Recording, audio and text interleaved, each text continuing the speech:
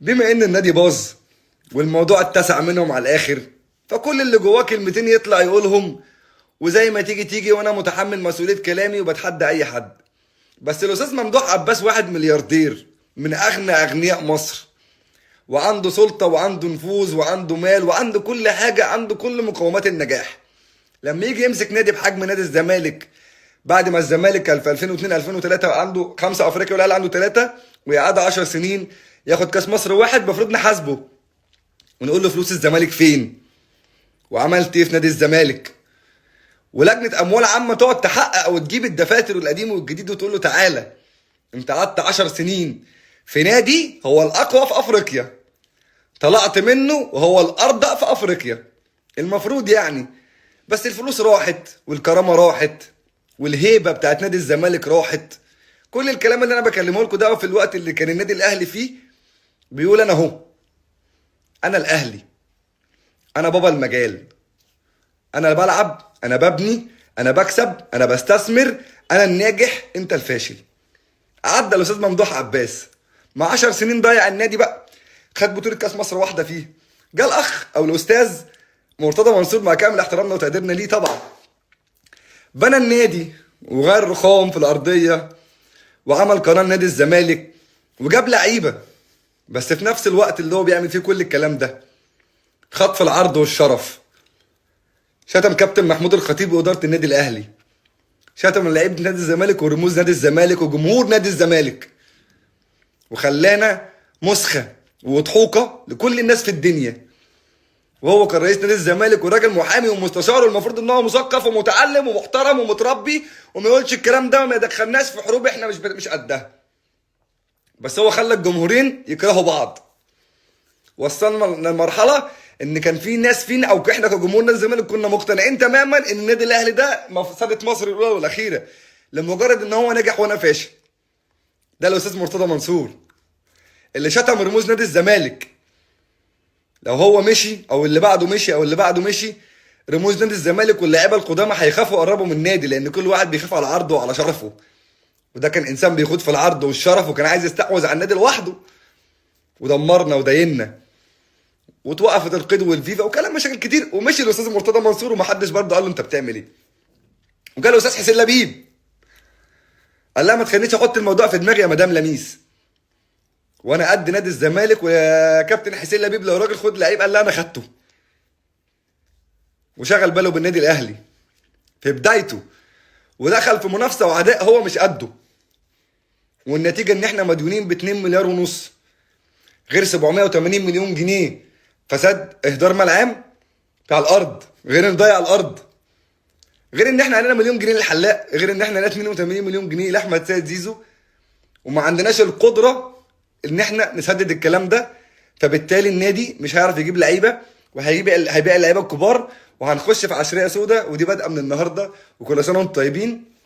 نادي الزمالك شكرا سبحان الله، والدوله وقفت تتفرج عليه. واللي بيحصل ده كده واللي انت سامعه ده كده، 3 رؤساء انديه مسكوا نادي الزمالك كده، 3 رؤساء انديه، ال3 شتموا بعض، ال3 حاربوا بعض، ال3 اهانوا بعض واهانونا معاهم. في نفس الوقت اللي فيه 3 رؤساء انديه بيفرموا في بعض، النادي الاهلي مش شايف اي حد في مصر نهائي، بينجح في كل حاجه، مسيطر في كل حاجه، بيعمل كل حاجه حلوه.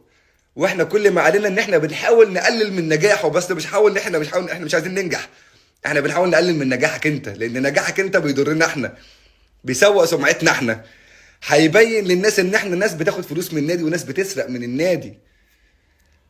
نادي الزمالك يا جماعه نادي كبير قسما بالله من 1911 وحتى الان، ما يستاهلش مننا ان احنا نقف نتفرج عليه وهو بيحصل له كده. احنا كنا بنهزر وبنضحك وبنتكلم، لان احنا كنا واخدين المجال ان احنا دي كوره مكسب وخساره.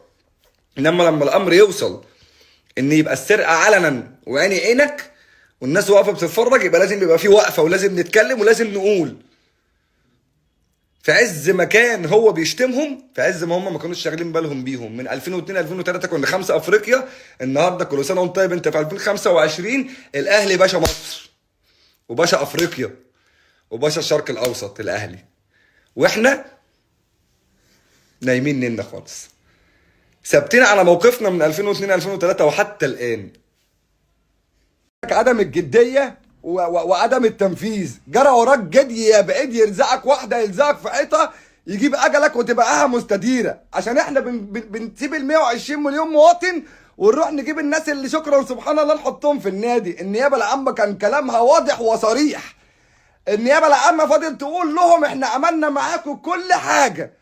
النيابه العامه عملت مع الزمالك الدوله عملت مع الزمالك كل حاجه، مش مع الاهلي، والدوله واقفه مع الاهلي، والدوله بتصرف على الاهلي، والاربع فروع بتوع الاهلي الدوله اللي عاملاهم. لا ده تعالى لي بقى هنا، الموضوع ولا اهلي ولا زمالك، ده الموضوع فيها حبس، الموضوع فيه كلبوش. هنا احنا بسم الله ما شاء الله علينا ادارتنا شكلها هتترصص ورا بعض كده كلهم، وهيركبوا المرشيدس هتخش بالظهر كده، تخش تيت تيت تيت، افتح الباب اركبوا لي يلا بينا.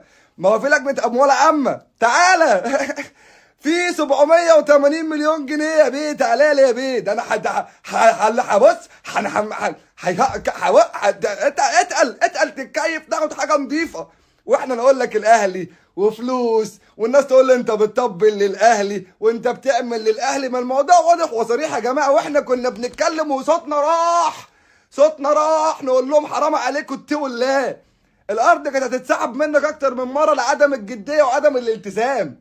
الارض معاك من 2003، يوم ما تيجي تبني فيها بنيت فيها عشان ما ياخدوهاش، مش بنيت فيها عشان سواد عيوننا ولا عشان خاطر النادي. انت رحت تعمل فيها انشاءات لان الدوله اديتك مهله اخيره وقالت لك الموضوع اللي جاي عايز قرار رئاسي بقى.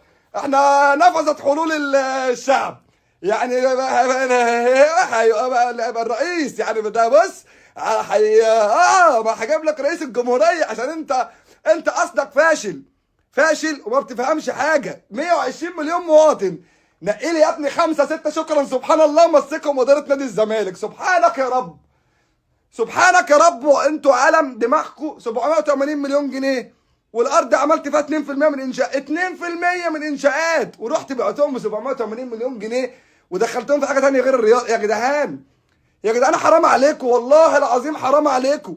النادي هيقفل، طب النيابه تعمل ايه؟ الدوله تعمل ايه معانا؟ ما هو بص الجمهور احنا عاطفيين، احنا مالناش دعوه باللي بيحصل. انا جمهور، انا راجل زملكاوي، انا على العاطفه بدافع عن النادي بحكم العاطفه.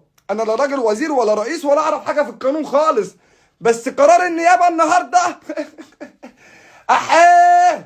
احيه يا ابو سوسو احيه، ويطلع يقول لك ده الاهلي نادي الدوله، ده الفساد كله، ده الدوله هوطي على رجلي اللي جابك ابوسها عشان تعمل النادي، اوطي على رجلك ابوسها عشان تبني الارض وتبني نفسك. راح تبني عشان ما تتسحبش منك، ولما تبني 2% تروح بايعهم ب 780 مليون جنيه وتدخلهم في حاجات غير الرياضه. يا ابني نادي الزمالك راح يا ابني، حرام اتقوا الله، ما الله يرحم لا يرحم.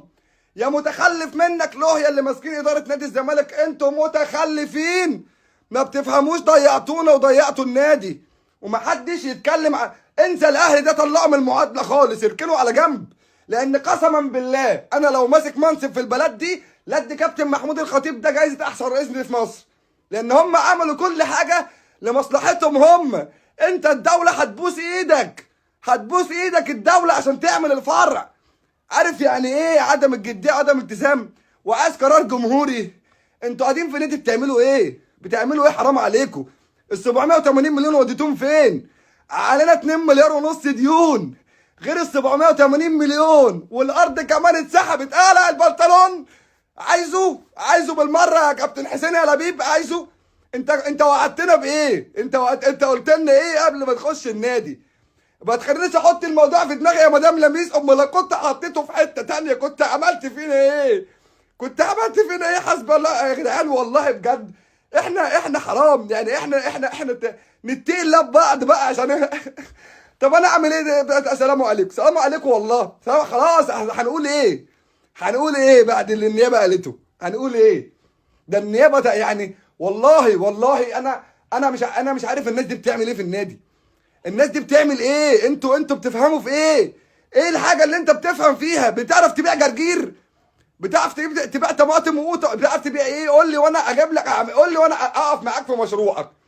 اعتبرني يا عم انا هقف معاك في حاجه بتفهم فيها. انت راجل ما بتفهمش في الاداره، بتوعدنا ليه وبتشتغلنا ليه؟ ضيعت النادي، حسبي الله ونعم الوكيل.